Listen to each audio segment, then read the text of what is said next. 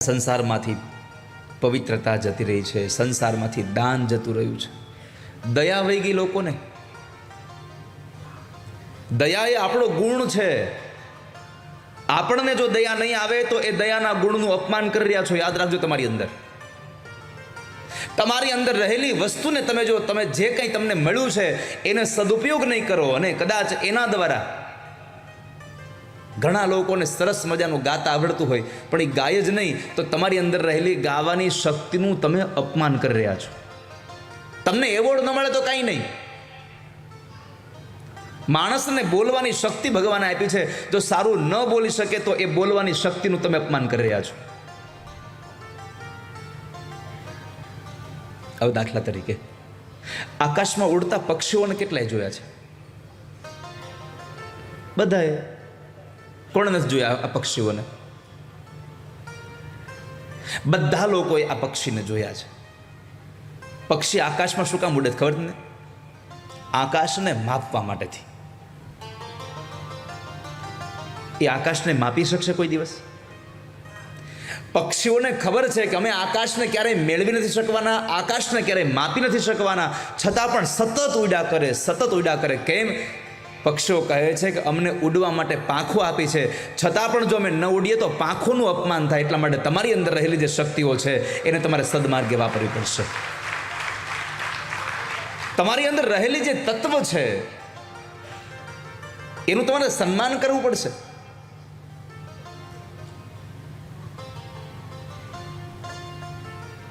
લોકોમાંથી દયા જતી રહી છે અને કાં તો ઘડીક દયા આવે. આ કોઈ બેનું ના નથી, ઘડીક કાન વહી જાય. આ તો આપણો સ્વભાવની અંદર કોઈના પ્રત્યે આપણને દયા ભાવ જાગી જાય.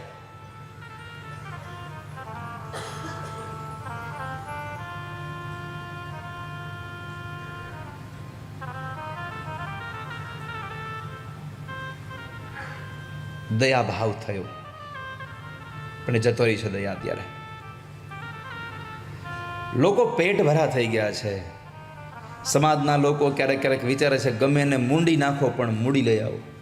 પૈસાવાળા થવાની હામ જામી છે. ગમે તેમ રીતે પૈસાવાળું થઈ જવું છે. પાછું જે પૈસા કમાઈએ એ પાછા વાપરવા નથી, પાછા મૂકી દેવા છે. ઘણા લોકોએ ખૂબ પૈસા કમાઈને અંદર મૂકી દીધા છે, ખૂબ કમાઈને મૂકી દીધા છે. અને છતાંય તમે જુઓ તો જ્યારે જુઓ ત્યારે દુઃખી જ જુઓ. કેમ? તો એનું એકમાત્ર કારણ એ છે કે માણસે જે પૈસા કમાયો છે એને મૂકી દીધા છે, એને વાપરતો નથી. સંપત્તિને વાપરશો નહીં તો તમે ક્યારેય સુખને મેળવી નહીં શકો. અને દુઃખી એટલા માટે છે કે જે નથી મળ્યું એને મેળવવા માટે દોડ્યા કરે છે. પરમાત્માએ જે આપ્યું છે એનો સદુપયોગ કરવો જોઈએ. પ્રભુએ જે આપ્યું છે એનો તમે ઉપયોગ કરીને એના સુખને માણી લો. પેટ ભરા લોકો રહ્યા છે. સામેવાળા માણસને કટાક્ષમાં કંઈનું કંઈ કહી દેવાવાળા લોકો રહ્યા છે સંસારમાં.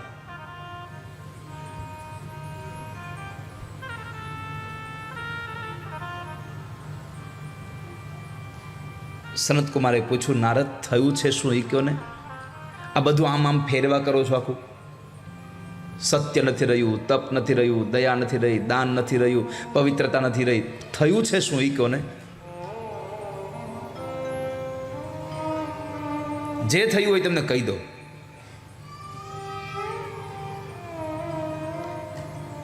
નારદે કહ્યું, તરુણી પ્રભુતા ગે શાલકો બુદ્ધિદાયક કન્યા વિક્રયિણો લોભા દંપતી નામ ચ કલ્કનમ.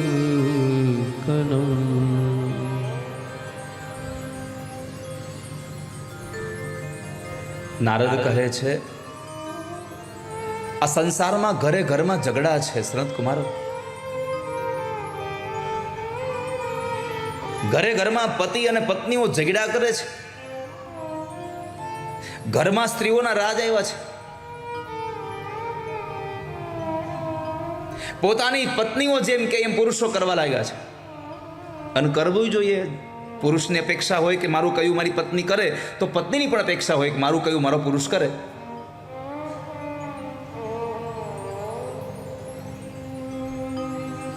કયું કરવા વાંધો નથી,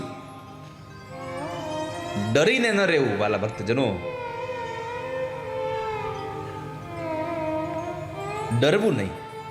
ન પુરુષે પત્નીથી ન પત્નીએ પુરુષથી. ડરવા કરતા એકબીજાની મર્યાદા રાખી, એકબીજાને માન સન્માન આપીને તમે જીવશો તો આનંદ આવશે.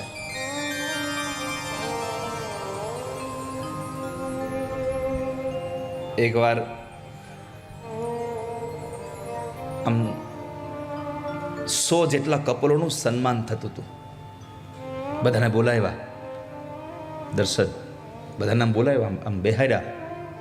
એક સોફામાં 2 જ જણા. આમ જુઓ તો આમ સભા જાણે કોઈ દેવના દૂતોની સભા ભરી હોય એમ બેઠા હતા બધા. અને મંચ ઉપરથી સન્માનના શબ્દોના સૂર ચાલતા હતા. એમાં બરાબર કોઈ એક વક્તા એવો આવ્યો ને, એણે વાતમાં જરા આમ બધાને હસાવતા હસાવતા કીધું કે જે લોકો પોતાના પત્નીથી ડરતા હોય એ ઊભા થઈ જાય.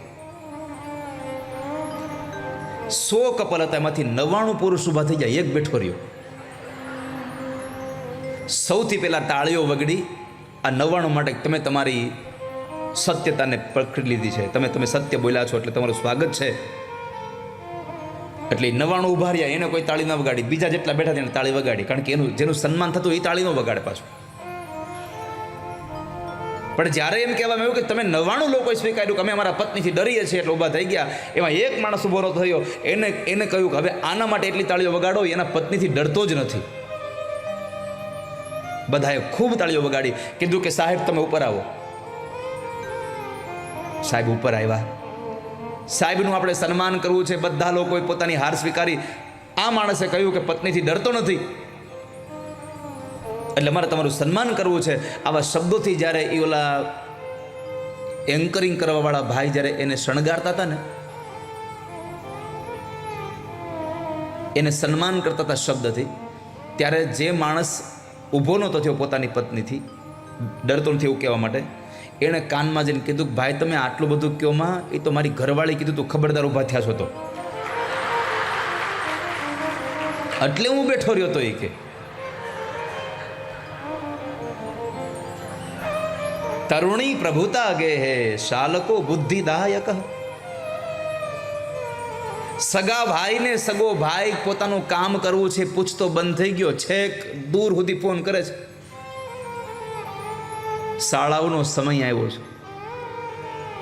સગા ભાઈને પૂછતો નથી કે મારા કામ કરવું છે તો શું કરવું જોઈએ. શાલકો બુદ્ધિદાયક.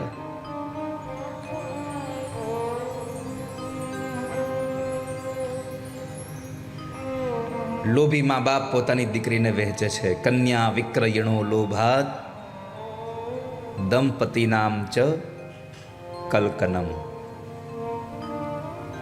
આ સંસારમાં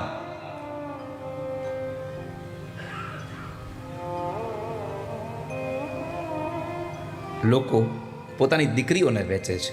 વેચવાનો અર્થ એવો છે વાલા ભક્તજનો કે દીકરીનું દહેજ લીધું હોય.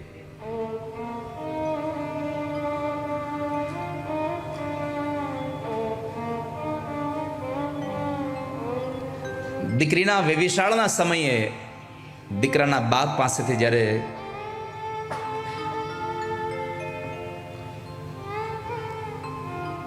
પૈસા લીધા હોય તો દીકરીને વેચવા બરાબરનું પાપ છે.